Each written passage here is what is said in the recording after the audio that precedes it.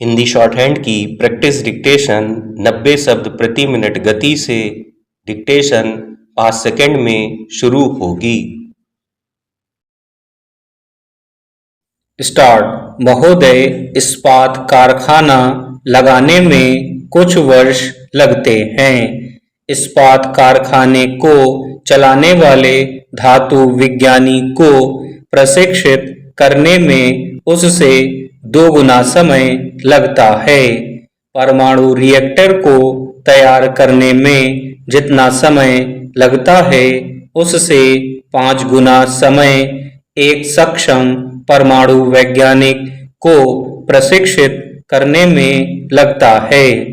इस प्रकार आज हमें पंचवर्षीय योजनाओं के लिए अपेक्षित व्यक्तियों के लिए प्रशिक्षण का आयोजन करना है।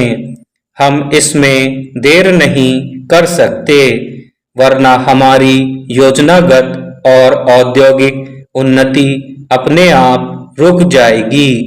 स्पष्ट है कि किसी विदेशी भाषा के ज्ञान के बिना यह उच्च स्तरीय प्रशिक्षण आज या आगामी कुछ वर्ष तक नहीं दिया जा सकता।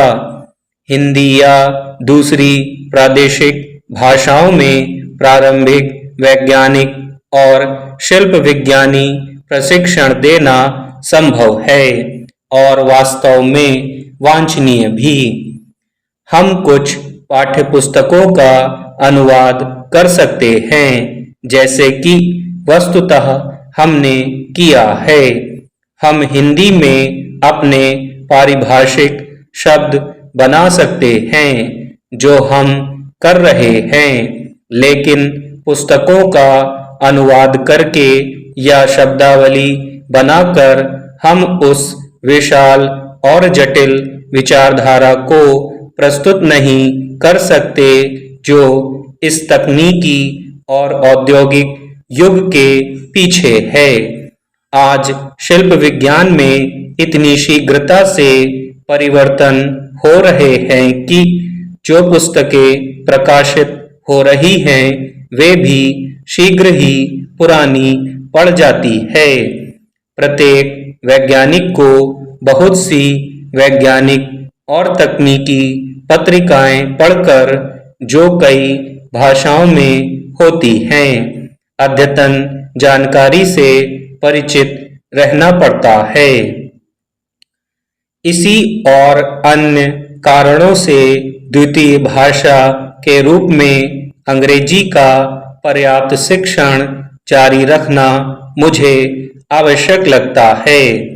मैं अंग्रेजी कह रहा हूँ क्योंकि सीखने के लिए यह सबसे सरल विदेशी भाषा है और बहुत महत्वपूर्ण भी है। हमें दूसरी विदेशी भाषाएं भी सीखनी चाहिए। मैं व्यक्तिगत रूप से सोचता हूँ कि हिंदी और अपनी दूसरी भाषाओं का विकास और विस्तार करने के अतिरिक्त संस्कृति की दृष्टि से भी विदेशी भाषाओं के संपर्क में रहना और उनका पर्याप्त ज्ञान प्राप्त करना हमारे लिए आवश्यक है।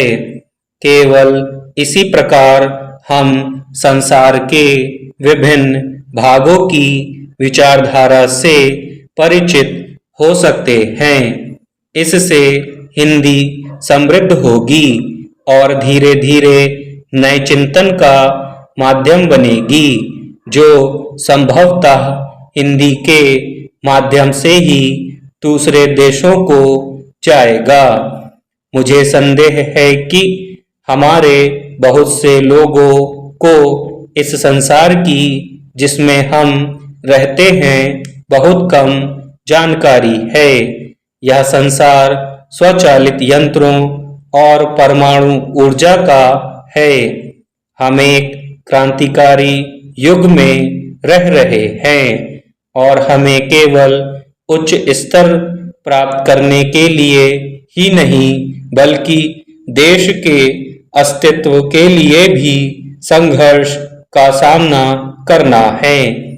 यदि हम इस प्रौद्योगिक उन्नति के साथ कदम मिलाकर नहीं चल सकते और दूसरे देशों से आगे बढ़ने की कोशिश नहीं करते तो हम पिछड़ जाएंगे। यह समस्या का एक पहलू है। स्टॉप।